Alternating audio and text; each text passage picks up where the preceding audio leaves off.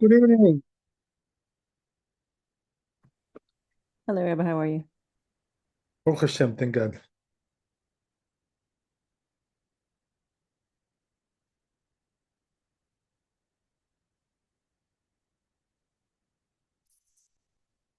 Okay.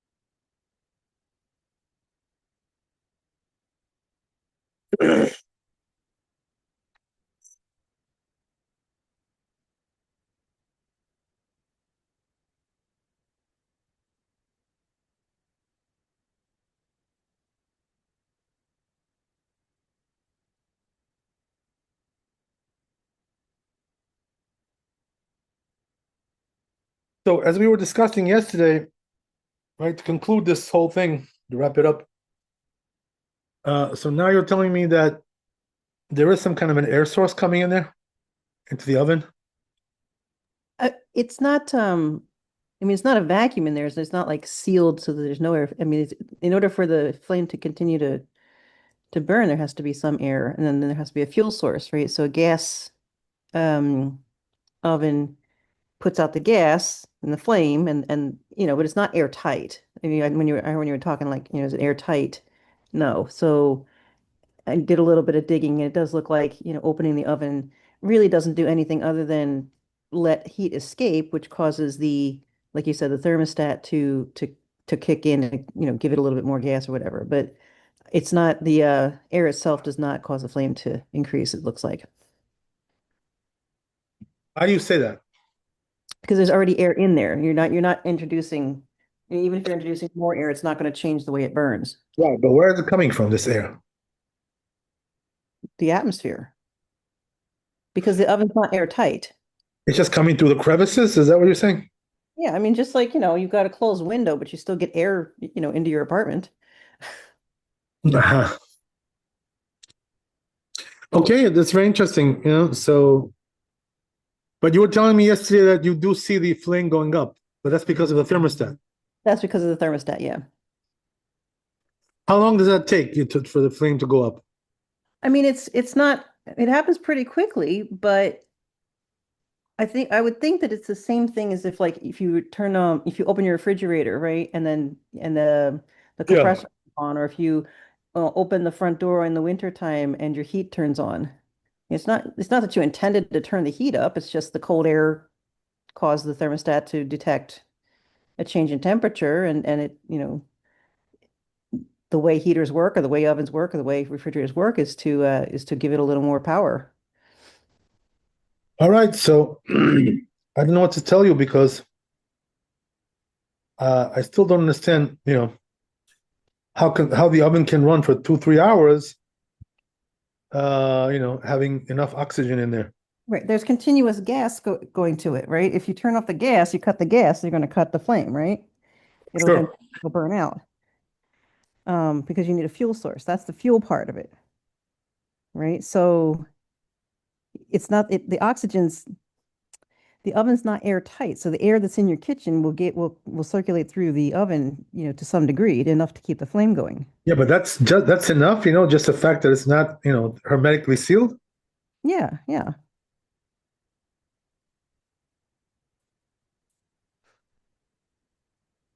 I mean, it works. Yeah, I mean, of course, yeah. obviously, if you open the oven, you're giving it more, and that was initially what I was thinking. Well, if you open the oven, you're giving it more oxygen, but apparently that's, as long as it has enough oxygen to keep burning, it's more oxygen isn't going to make a difference. That's the stoichiometry. So I think you or somebody had mentioned, like, that's the stoichiometry of it. That's you need a certain amount of air, like the chemical reaction, right? The air plus fuel Uh-huh. equals a combustion. Um, but in terms of whether or not opening the oven causes the flame to go up, I mean, it's opening the oven will cause the, like the mechanism of the oven in, ovens we have to kick in a little bit more fuel to increase the flame to get the temperature back up. But that's, if it's okay to open the refrigerator and let the refrigerator run a little bit more, then it should be okay to open the oven too. I don't think it's any different. Yeah, the difference is that the oven, it has a fire in there. Okay, well, what if you had a furnace that was heating your home and you opened the front door to come in from shul? Yeah. Yeah, I mean, but I don't think that really increases the oxygen so much.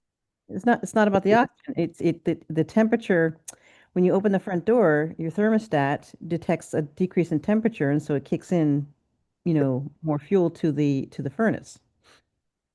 Yeah. Yeah, I understand you. I got what you're saying. But what made you change your mind? I did a little digging into it, and then I realized that Where did you look? in some chemistry sites, Oh, uh-huh. I started thinking Okay. it wasn't sitting well with me. Right. Especially when you were saying something about, is it airtight? I don't think it's airtight. If it was Yeah, I airtight, mean, okay, like I accept it, what you're saying that it's not airtight. if it was airtight, then the flame eventually would burn out. You'd run out of oxygen. Right. So there must be some air coming in there from somewhere. Right. Okay, I don't know what to tell you.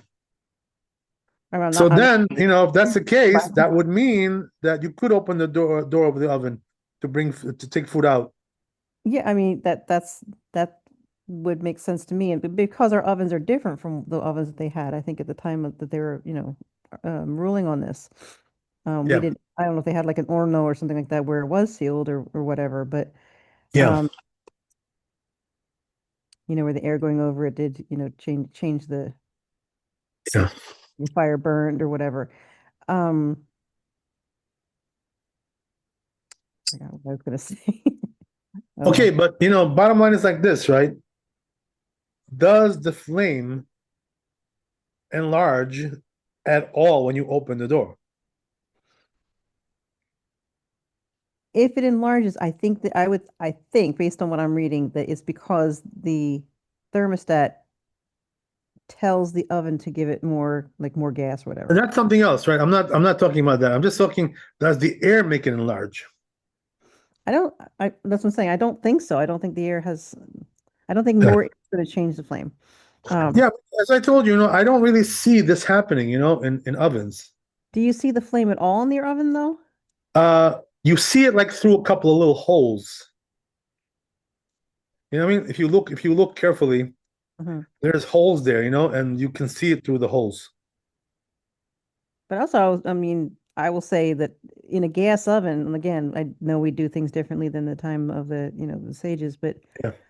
I would not leave a gas oven on throughout Shabbat. I would not do it. Yes, I'm of course. terrified that something would happen. I mean, the likelihood is probably not great, but I would be so scared that something would happen. And, you know, But people tell me, that they do it with a timer, like they just like they want to have it on like for like, an hour or two and then it shuts off. right. Okay. So it has like an auto off. Yeah, I see. I see what you're saying. When I set my timer, it's so that it goes off, before Shabbat comes in. And then I just let the residual heat keep the food warm. Okay. So I would say, that I don't know, I'm still in doubt regarding this, Yeah, to see. but I don't really see, like tangibly Hmm. that the flame gets higher, when you open the door. I don't know. Gotcha. Okay. I Yeah. can't, I can't, I can't, I don't notice it. I don't, Obviously, there's not a fire in my oven, but I can see the where the when the oven's on, I can see where the flame is. And when yeah. I open the oven, I can hear it clicks, and I can see the flame you can All right. kind of hear But the click is the thermostat. That's what it is. like it's a thermostat, and then you can hear like an additional whoosh of Yeah. air and the flame coming up a little bit. But I think that that's all has to do with the thermostat, not the oxygen. Yeah. But, like my hunch is like, somehow that if there isn't really like a lots of air in that oven, it's not going to be able to work well. But there is lots. There I has to mean, be there has to be like abundance of air in there. okay. It has. There's enough air to keep the oven working, to keep it. Right. Yeah, that's it. Yeah, that's it. Yeah. You're right. That Okay. because that's exactly what happens with those old ovens, they had in the Talmud, that even though it was sealed, it was still burning. Hmm. Okay. So there was enough air in there, to burn. Right. So there you go, right? There is enough air in there. Yeah, but if you do, like I said, if you were able to, I don't know, even I guess even a barbecue would still have enough air circulation. But I mean, if you were, I don't know, if a pot were to catch on fire, like you have a fire inside your pot and you put the lid on it, eventually it's going to prevent, it's going to tamper the oxygen to where the flames will go out. Yeah. And it doesn't necessarily have to be, completely sealed, glue sealed, but Yes. you're reducing the oxygen. But yeah, I mean, the ovens, I guess, are made just well enough that there's enough airflow, just by the size of the oven, by the inside of the oven, that the flame doesn't go out.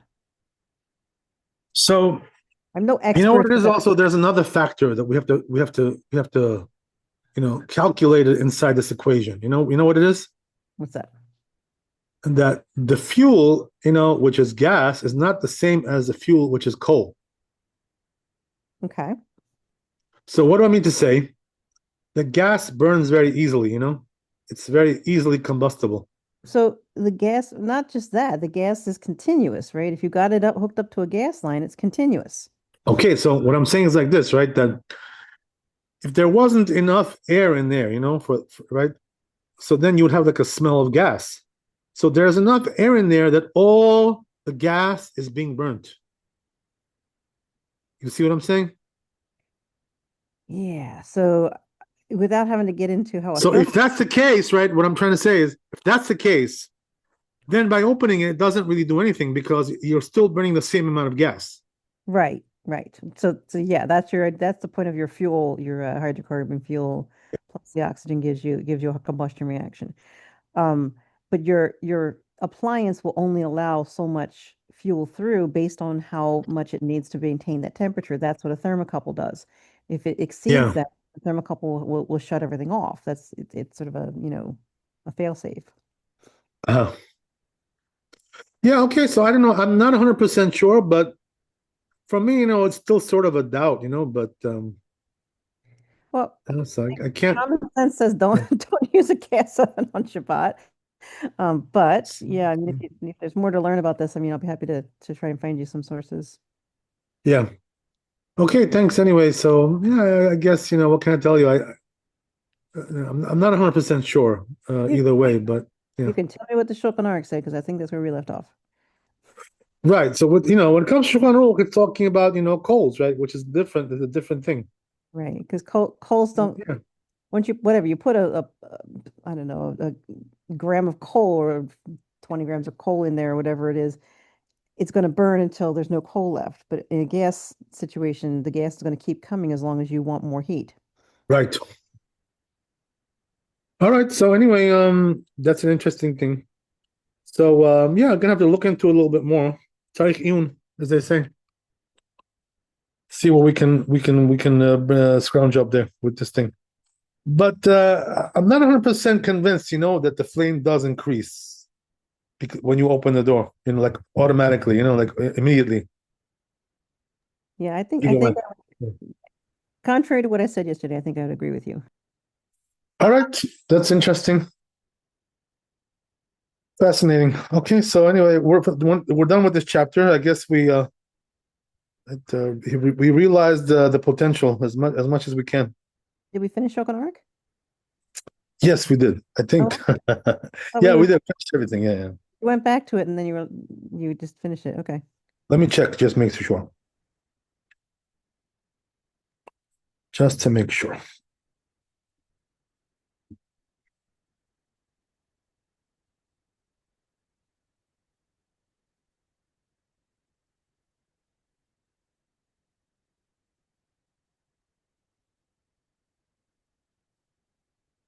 Yeah, pretty much we're done. That's it.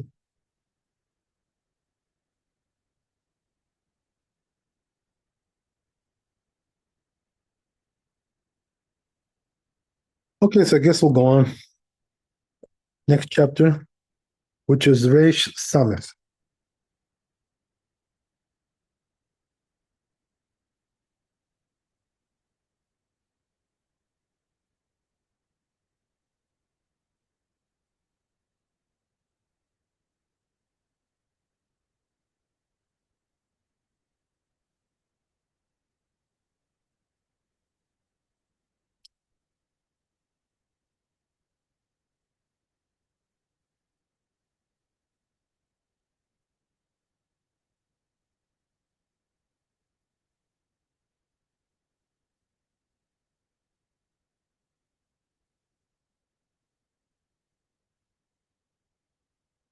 Okay.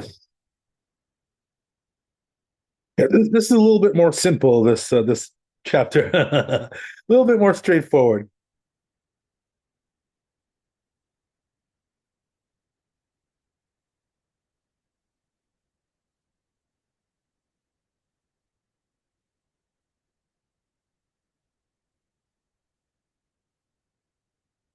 So it says here, mitzvah kol adam shirchatz be'erev Shabbat, right?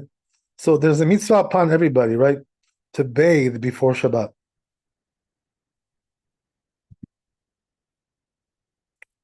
Let's see the tour inside. ואם אי אפשר לרחוץ כל גופו ירחוץ פניו וידיו ורגליו.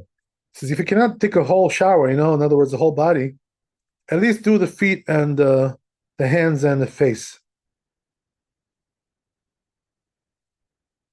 Bechamin, right, with the hot water. Demar Rabbi Yehuda Amarav, these rabbis said, Kol kach haya minhago shel Rabbi Yehuda beRabbi Eli, right? This custom of this rabbi was to do like that. Ayin sham mebein ad sham mebein lo areva melea mayim chamin verochetz ba panav yadav ragav. So he would just do right like we said, right? He did like your mini shower, right? Hands and feet and face. Mini shower. That's what he would do. Umitatef besadinim amatsuyasin. So it says then what he would do is he would wear, these sheets, right? In those days they had like sheets they wore. And with tzitzit. It says he looked like the angel of God.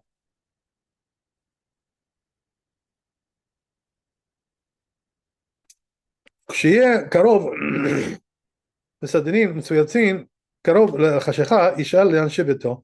So it says when it was close to Shabbat, he would request from his family members, benachat belashon raka, with soft language, right, soft tongue. Did you take the maser? Did you make the eruv? Did you? And they would tell them, he would remind them to light the candles.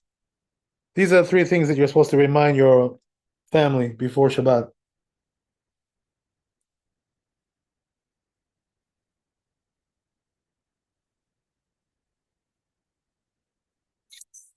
But Rabbi Meir Mirotenburg, right, this rabbi, lo haya omer isartem. He wouldn't say about maser. She'en maser ha'idna. Because nowadays we don't have maser, right? We have in Israel, we have, but not in the diaspora. Ela haya omer lahem ifrashtem achala. But he would tell them, did you take the challah? Because that we do have. Begam eravtem. Did you make eruv? Lo haya omer. He wouldn't say that. Lahem. Why didn't he say that? Ki haya me'arev hu be'atzmo, because he would make the eruv himself. So since he did it himself, right, he didn't need to remind them to do it, obviously. Okay, that's the whole tour. Beginning to end.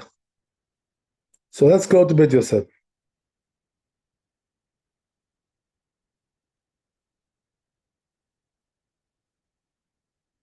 So says Bet Yosef, Perek Bameh Madlikin. Where is this? In Kaf Hey Amud Bet in Shabbat. Katav Sham Mordechai, right? It says the Mordechai.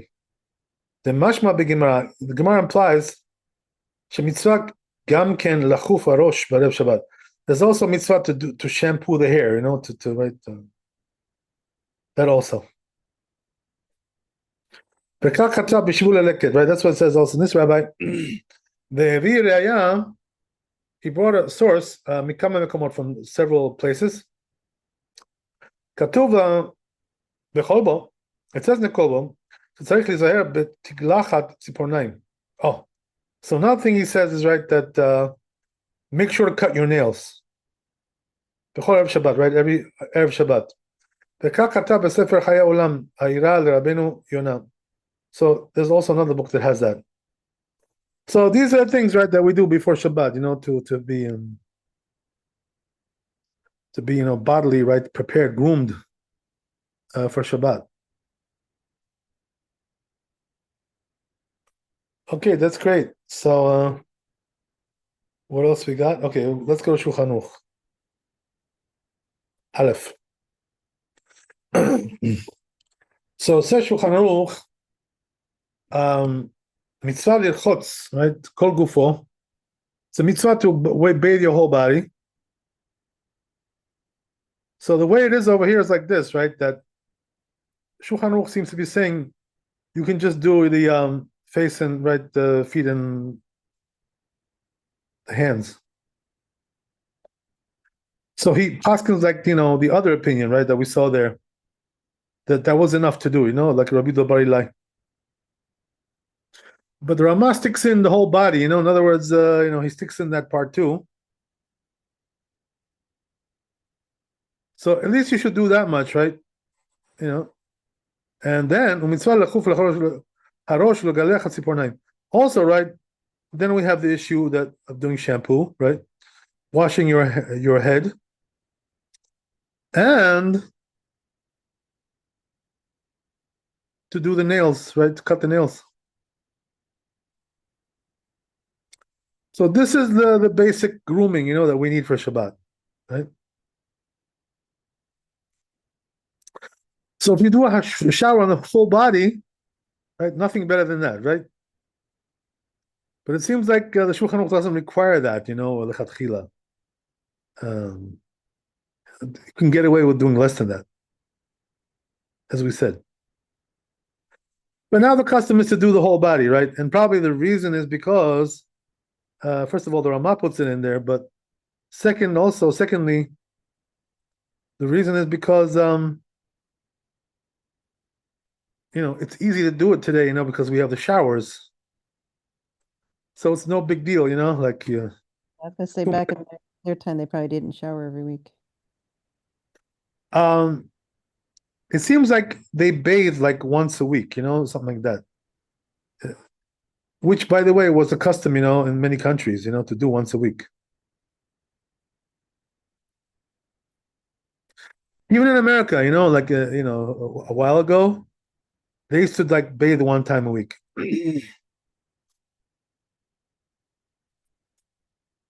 That's what they did in also many countries, Now they do like every day, every other day, because people are sweating more or whatever it is, right?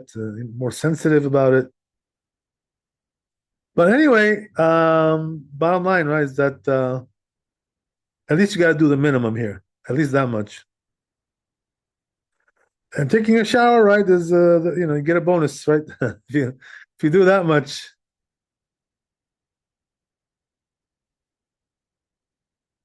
Okay, so then goes on. So Ramah brings also a couple more things, right? Which is, if you need a haircut, right, you should get a haircut. In other words, if your hair is very long, unkempt, so do a haircut too, right? And while you're at it, do a shave. Go all the way, right? Do everything you need. If you need it, do it.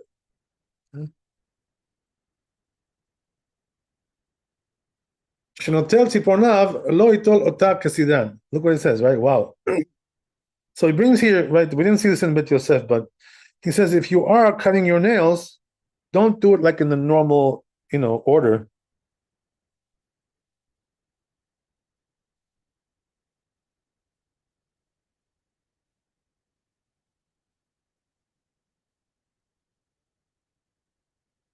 So what should you do? It says start on the left, right, with a kemitza.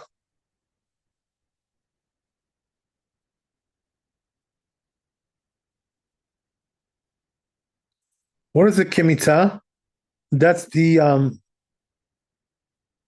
index finger. And then on the right side, you do the right the middle finger. It's called etzba. So this is the order that the Ramah tells you to do it, right? Because it's written somewhere. You know, there's a source for this.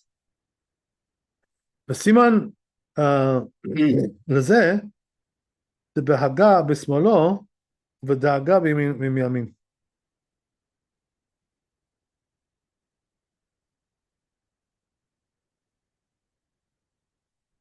So he says the sign is that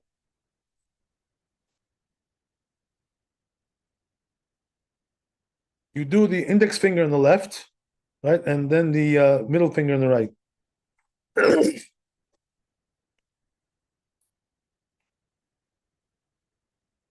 Okay. I don't see anybody who does this today. You know, this order like this. Maybe there are some Ashkenazim who do this. I don't know. I really haven't. You know, I'm not watching them when they're cutting their nails. You know what I mean? So I don't know. I don't know what they do. Not really sure about that. But do you cut your nails out of order? Aren't you supposed to? Um, so Shulchan Aruch doesn't say to do like that. You know, to do it out of order. So that's why, you know, we're not really so particular with that. But he brings here the Abu Drehem, who says to do like that, right? This is a source that he brings here. And also Sefer Musar. So Ramah has a couple of sources, right, to do it out of order. And that's it. So interesting if Ashkenazim, they do like this. I don't know. Oh, they do. They do? Yeah, it's like, I don't know, they do the index and then the ring finger and then like the I see. thumb, middle finger. They Yeah, do it out. They don't do any two that are next to each other. Like I see. they don't do it like, once Uh-huh. they go out of order, but there's like a certain order that they do. I don't Okay, know. there you go. So it must be from here.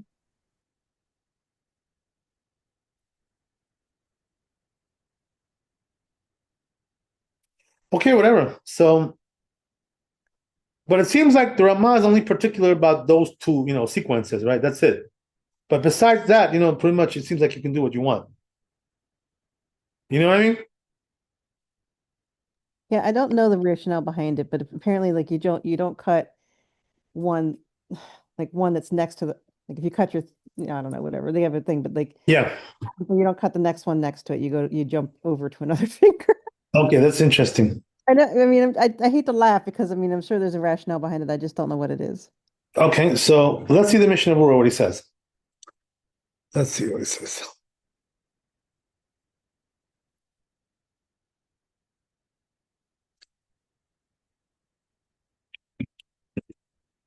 So he brings some rabbis here who were not particular about this sequence.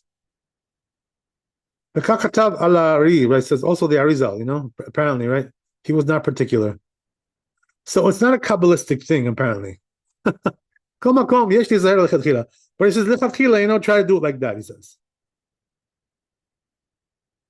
Where does this come from? Magen Avraham. So, you know, whatever. So it seems like it's an Ashkenazi thing, you know, not really a Sephardi thing here. Okay, whatever. It's all good. That's nice. Maybe we should look at the Yalkut Yosef. Let's see what he says about this. Just curious, you know. Let's take a look.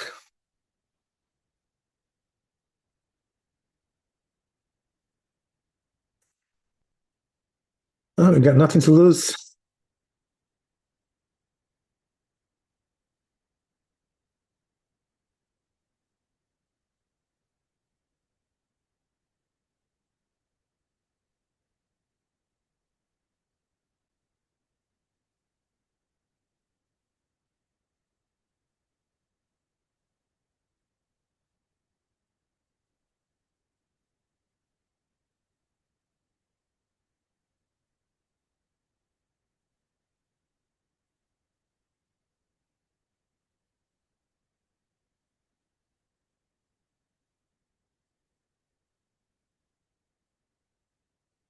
So interesting, right? He says, first of all, you know, better to do the whole body, right?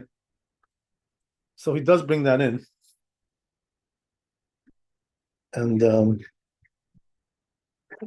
because that, that is brought down in the Bet Yosef,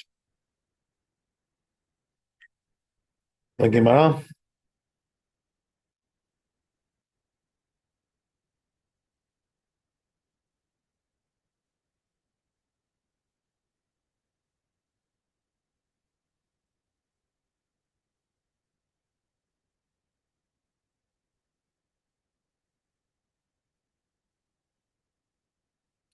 And then he mentions the haircut, right? If your hair is too long, get a haircut. Do they indicate what too long is? Well, obviously, to each his own, right? In other words, the women, right, obviously have a different standard than the men, Oh, no, I right? was just wondering if for a man, like, is it, a fingertip length or what is Uh, considered? well, yeah. So it should be like it should look presentable, basically. You know what I mean? Like you look like you're going for an interview for a job. Nice and spiffy. It should look nice and presentable. That's what we're talking about. There's really no particular length, but it's more like just the way it appears. It has to be, well groomed. That's what we're talking about.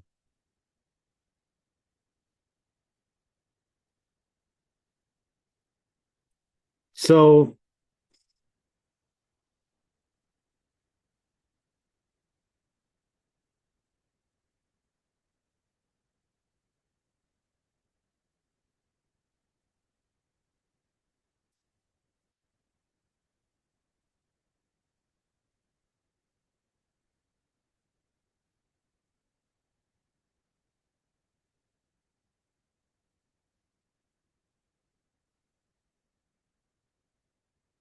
but let's see if he mentions the nails.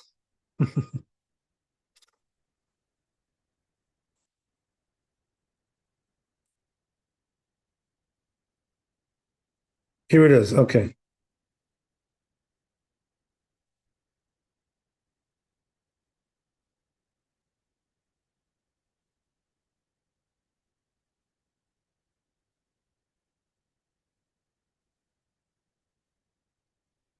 No, he does not mention that, right? So I think the Sfardim are not particular about that. This unusual order that they have. And also,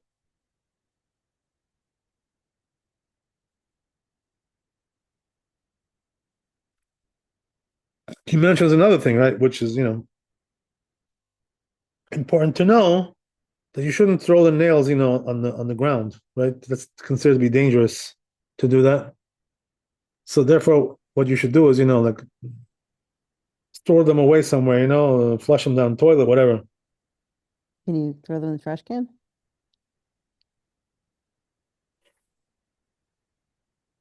You can throw them in the trash? Yeah, I'm thinking about that, what you're saying, So apparently, just from, my recollection, putting in the garbage is okay. There's some kind, I don't know if it says it in here, but something about it can cause a woman to have a miscarriage. Right, exactly, yeah. So, but the thing is, they say once you moved it from its original place, it doesn't have that power anymore. And that's why putting in the garbage is okay, And besides the fact that it's also covered, so that's also good. So therefore, putting the garbage um is okay, I think. But flushing it down is even better because this way, it disappears altogether. That's the better. That's a preferred option.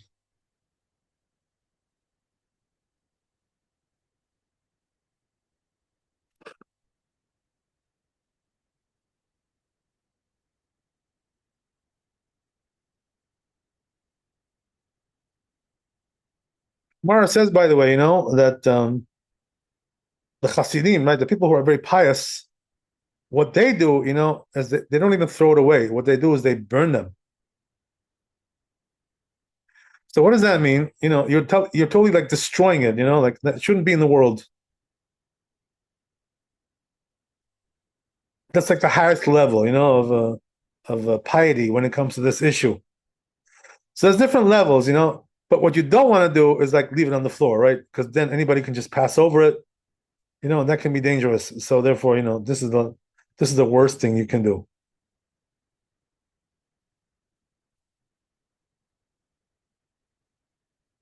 Okay, whatever.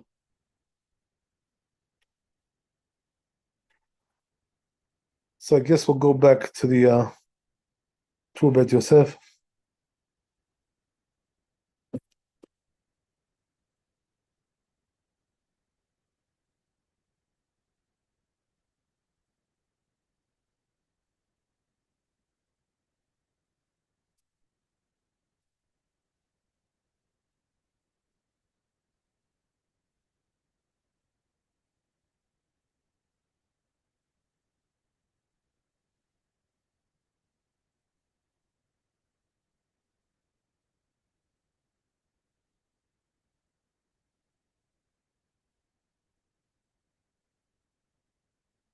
So it seems like we don't do this order nowadays. At least the Sfaradim don't do. Maybe the Ashkenazim they do, as you said, right? They do. Okay, if they do it, they do it. Anyway,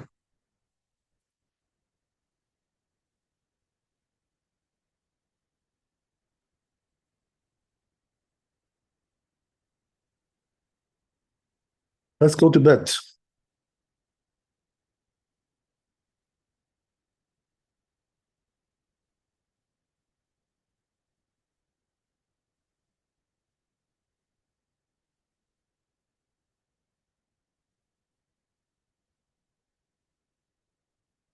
So says Bet Yosef, as we said, right now he's talking about the issue that before Shabbat you should tell your family to do three things, right? Really, your wife, that's really what it's talking about. The wife is supposed to do these things. So yeah, but the truth is, it's like they the whole family was involved apparently, according to the language of the tour. Not only the wife, because I said because I guess the kids were also doing some parts of this, some aspects of this as well. Okay, so every person knows his family, who does what, right? So he knows who to talk to. That's pretty much a story.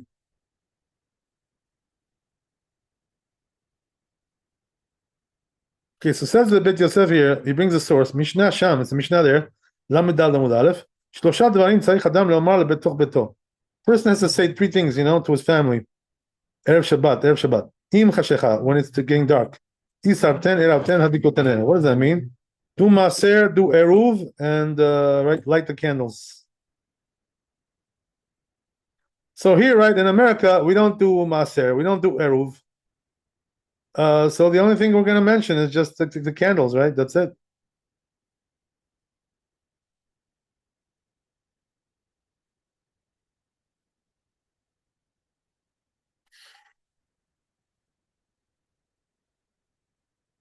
So Rashi explains, Pirash Rashi, Im Chashecha, right, when it's getting dark, so it's look what Rashi says, right? If you remind them too early, right, they're gonna forget what you told them, So that's why we tell them right before. So this way they remember.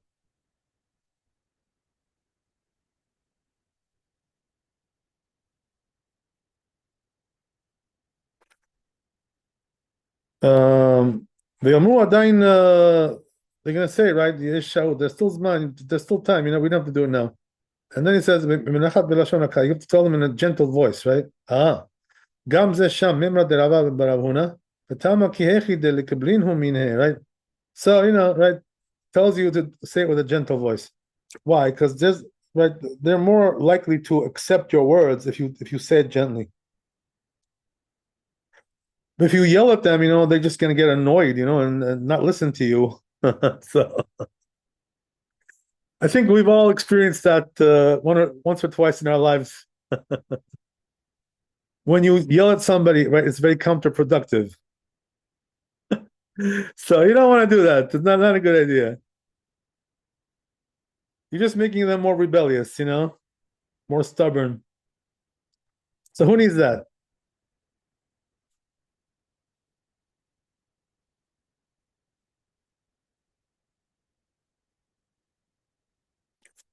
This is what the sages said, right, in Talmud. Divrei chachamim nishmaim benachat. You know what that means? The words of the wise, the chachamim, are accepted when you say it gently. So it's very nice to talk gently to people. That's the way it should be.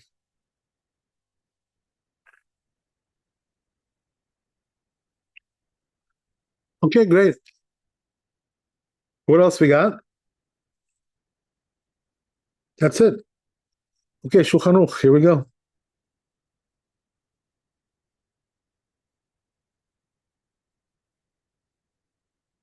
It says Shulchan Aruch like this.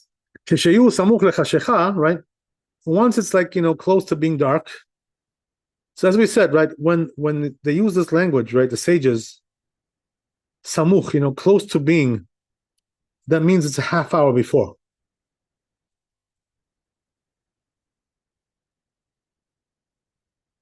So how does that work?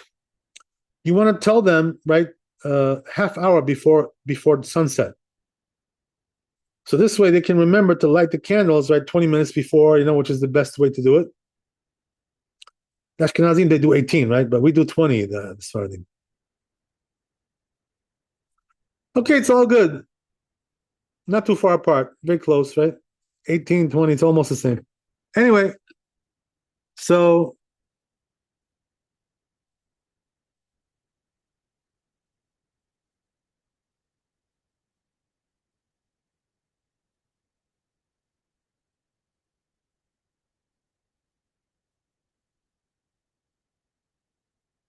what do we say? Isartem, right? Did you do Maser? Iravtem, right? You make the Eruv. Hifrashtem chala. Did you, right, take chala? Right? And tell them, right? Do the candle, right? Light the candle.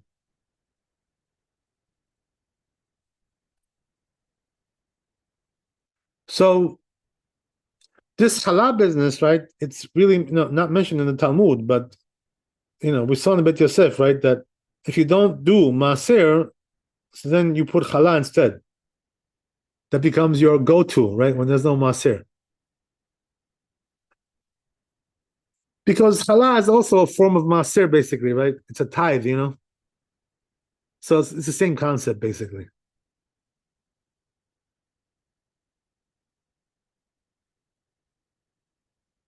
Okay, great. So those are the things we got to tell people.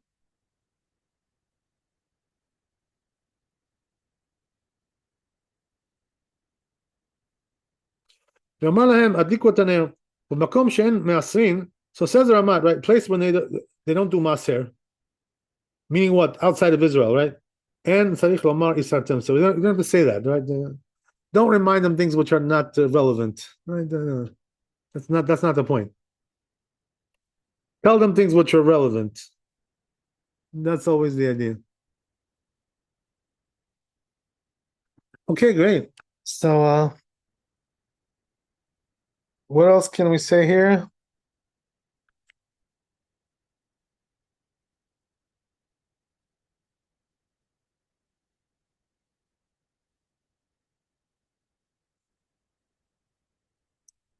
Right, so we're gonna talk about lighting the candle, like later on. There's a special section for that, right, in the Shulchan Aruch for candle lighting, all kinds of halachot there. So we're gonna talk a lot more in detail about that later on.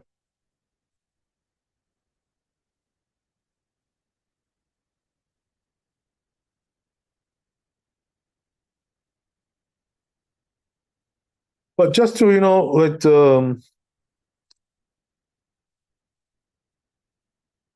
define this, a little bit. But the mitzvah of candle lighting is incumbent upon the women, right? Not really the man. That's one thing. And also, right, it's incumbent upon, right, the what we call the in Hebrew we call that the ikeret habayit. In other words, the main lady of the house, right, the housewife. So, meaning what? It's talking about the woman who is like in charge of the house, the mother, right, or the wife, whatever you want to call it, right? She's the one who has to light the candles, really, and not the other women. There may be other women there, but they're not really obligated to light. Like, her daughters or her mother, they're not obligated to light. Not obligated, I'm sorry. permitted to? I'm sorry. Not obligated, but are they allowed to? The thing is, that since they're not obligated, they cannot bless. They cannot make a blessing. So that already pretty much kills the mood. But what they can do is, like to be there with the housewife, and add some extra candles, to her, with and not but not blessing. They have to rely on her blessing. They cannot bless.